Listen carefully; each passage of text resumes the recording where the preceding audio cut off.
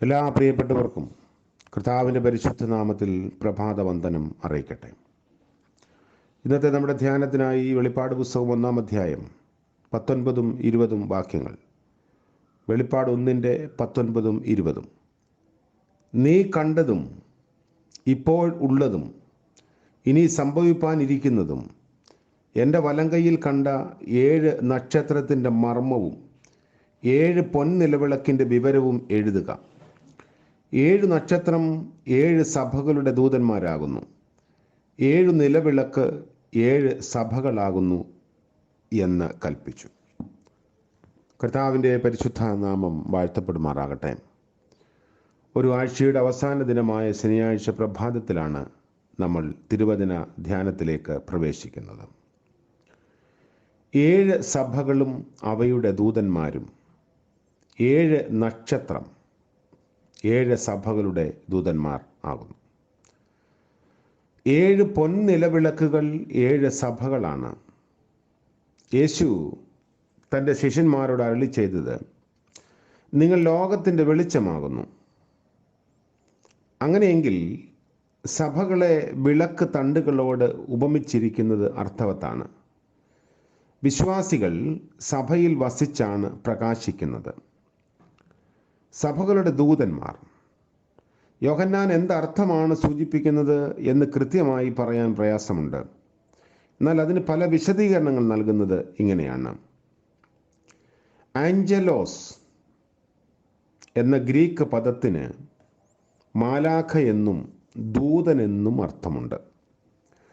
യോഹന്നാൻ പത്മോസ് ദ്വീപിൽ നിന്ന് എഫെസോസിൽ മടങ്ങി വന്നു എന്നറിഞ്ഞ് അദ്ദേഹത്തിൻ്റെ മേൽനോട്ടത്തിലുണ്ടായിരുന്ന 7 സഭകളിൽ നിന്ന് പ്രതിനിധികൾ, ദൂതന്മാർ അദ്ദേഹത്തിന് ചുറ്റും വന്നുകൂടി സഭകൾക്ക് ദൂത് ലഭിക്കാൻ കാത്ത് പാർത്തു എന്ന് പറയപ്പെടുന്നു. ഇത് തികച്ചും സ്വാഭാവികമായി തോന്നുന്നു. ഈ വ്യാഖ്യാനത്തിനൊരു ചെറിയ പ്രശ്നമുള്ളത്, ഏഞ്ചലോസ് എന്ന പദം ഈ ഭാഗത്ത് ഉപയോഗിക്കുന്നതിന് പുറമെ കുറഞ്ഞത് 50 പ്രാവശ്യമെങ്കിലും വെളിപ്പാട് പുസ്തകത്തിൽ ഉപയോഗിച്ചിട്ടുണ്ട്. അവിടെയെല്ലാം ഏഞ്ചലോസ് എന്നതിന് മാലാഖ എന്നാണ് അർത്ഥം നൽകിയിരിക്കുന്നത്. രണ്ടാമത്തെ ഒരു വിശദീകരണം, 7 സഭകളുടെ അധ്യക്ഷന്മാരെയാണ് 7 ദൂതന്മാരെന്ന് പറഞ്ഞിരിക്കുന്നതെന്നൊരു അഭിപ്രായമുണ്ട്. യോഹന്നാൻ പത്മോസ് ദ്വീപിൽ നിന്ന് വന്നപ്പോൾ ഈ അധ്യക്ഷന്മാർ അല്ലെങ്കിൽ ബിഷപ്പുമാർ അദ്ദേഹത്തെ കണ്ട് സഭകൾക്ക് ദൂത് ആവശ്യപ്പെട്ടു എന്ന് ഒരു നിഗമനമുണ്ട്. പുരോഹിതൻ ദൈവത്തിൻ്റെ ദൂതനാണെന്ന് പ്രവചന പുസ്തകത്തിൽ നമ്മൾ വായിക്കുന്നു. മലാഖി 2-ന്റെ 7-ാം വാക്യം. ഈ വ്യാഖ്യാനം അനുയോജ്യമായി തോന്നുന്നു എങ്കിലും ഈ പറഞ്ഞ വൈഷമ്യം ഇവിടെ ഉണ്ട്. യോഹന്നാൻ്റെ ദൂതൻ മറ്റൊരിടത്തും മനുഷ്യനായി ചിത്രീകരിക്കപ്പെടുന്നില്ല. മൂന്നാമത്തെ ഒരു വിശദീകരണം, കാവൽ മാലാഖമാരെ പറ്റിയാണ് പറയുന്നത് എന്നതാണ്. എബ്രായ ചിന്തയിൽ ഓരോ ദേശത്തിനും അതിൻ്റെ കാവൽ മാലാഖ ഉണ്ടായിരുന്നു. ദാനിയേലിൻ്റെ പുസ്തകം 10-ാം അധ്യായത്തിൻ്റെ 13-ാം വാക്യം, അതുപോലെ 20ഉം പിന്നെ 21-ാം അധ്യായത്തിൻ്റെ 12-ാം വാക്യം ഒക്കെ നോക്കുമ്പോൾ അവിടെയെല്ലാം ഉദാഹരണമായി ഇസ്രായേലിൻ്റെ കാവൽ മാലാഖ മീഖായേലായിരുന്നു എന്ന് രേഖപ്പെടുത്തുന്നു.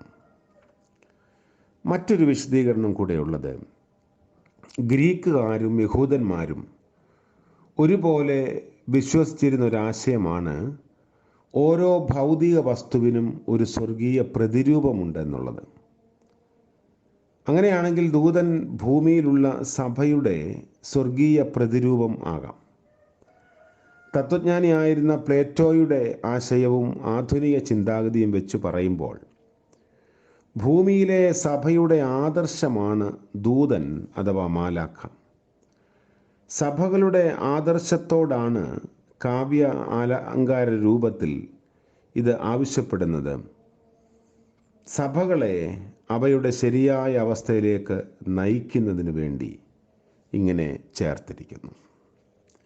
ഈ നമ്മൾ പറഞ്ഞ വിശദീകരണങ്ങൾ ഒന്നും തന്നെ തൃപ്തികരമാകണമെന്നില്ല. അതിൽ തന്നെ ന്യൂനതകളുണ്ടാവാം. ഒടുവിൽ പറഞ്ഞത് ഏറ്റവും അനുയോജ്യമായി തോന്നുന്നു എന്നതാണ് കൂടുതൽ പഠിതാക്കളുടെയും അഭിപ്രായം. എങ്കിലും സഭയുടെ ദൂതനും സഭയും ഒന്ന് തന്നെയാണെന്നാണ് ഈ വ്യാഖ്യാനകർത്താവിൻ്റെ അഭിപ്രായം. വെളിപ്പാട് പുസ്തകം 1-ാം അധ്യായത്തിൻ്റെ 13 7 പൊൻനിലവിളക്കുകൾ 7 സഭകളെ കുറിക്കുന്നത് താരതമ്യപ്പെടുത്തുക.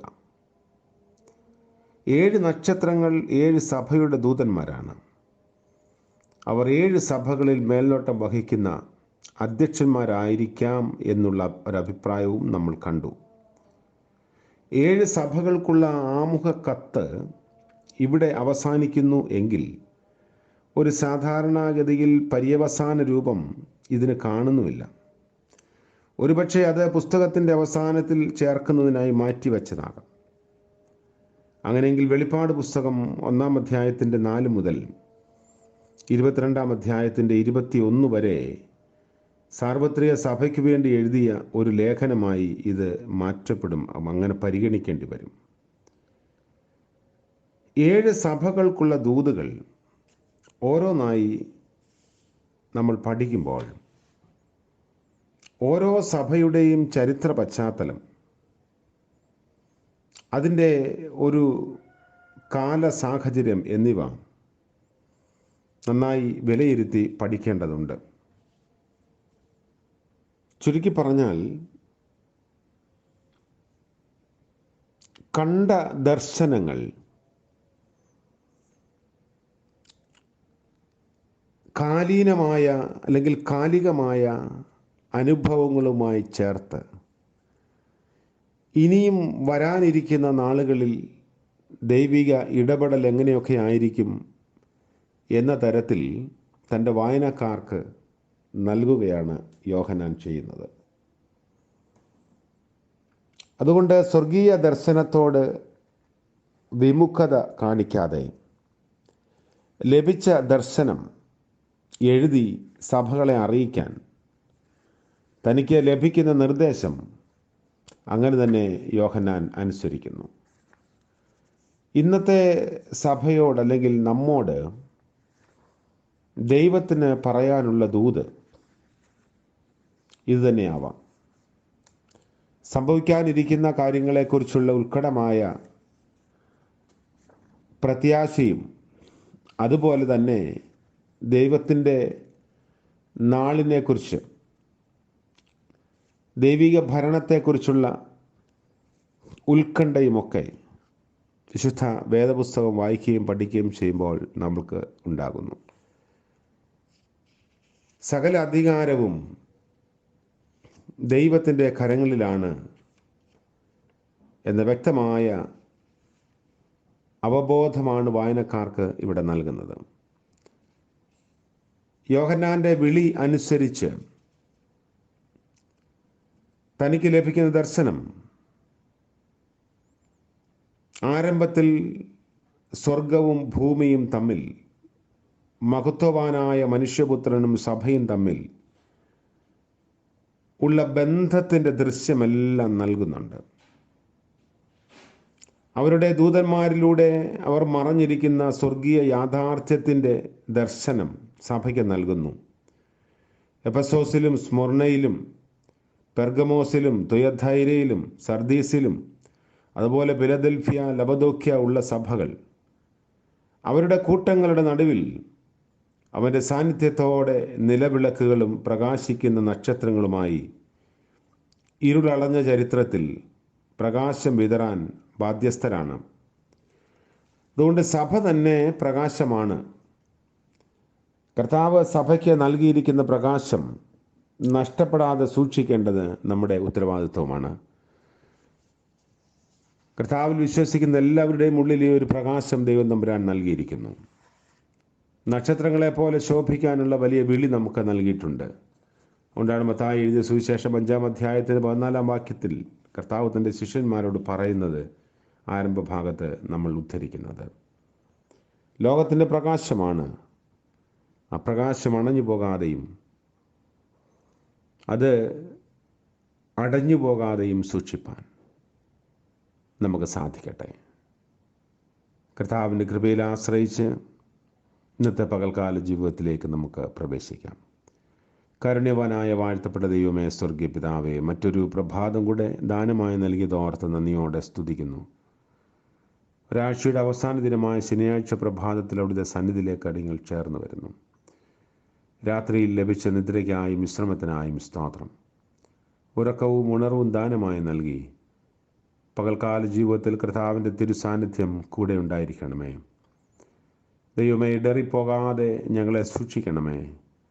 വലതു കരത്താൽ അവിടുന്ന് ഞങ്ങളെ തൊട്ട് വഴി നടത്തണം എന്ന് പ്രാർത്ഥിക്കുന്നു. ഇരുളടഞ്ഞ ലോകത്ത് കർത്താവെ, വെളിച്ചമായി ശോഭിപ്പാൻ ഞങ്ങളെ സഹായിക്കണമേ. ഇന്ന് ജന്മദിനം ആഘോഷിക്കുന്ന പ്രിയപ്പെട്ടവരെയും വിവാഹവാർഷികം ആഘോഷിക്കുന്നവരെയും ഓർത്ത് പ്രത്യേകം പ്രാർത്ഥിക്കുന്നു. അനുഗ്രഹത്തിൻ്റെയും നന്മയുടെയും പുതുവർഷം ദാനമായി നൽകണമേ. കർത്താവിൻ്റെ കൃപയിൽ ആശ്രയിച്ച് ചുവടുകൾ വയ്ക്കാൻ എല്ലാവരെയും സഹായിക്കണം. യേശു മശിഹ മൂലം ഞങ്ങളുടെ പ്രാർത്ഥന കൃപയോടെ കേൾക്കുമാറാകണമേ. ആമേൻ. ത്രിയേക ദൈവത്തിൻ്റെ കരുതലും കാവലും കൃപയും നാം എല്ലാവരോടും നമ്മുടെ ആവശ്യങ്ങളോടും പ്രാർത്ഥനാ വിഷയത്തോടും കൂടി ഇപ്പോഴും എപ്പോഴും എന്നേക്കും ഉണ്ടായിരിക്കുമാറാകട്ടെ. ആമേൻ.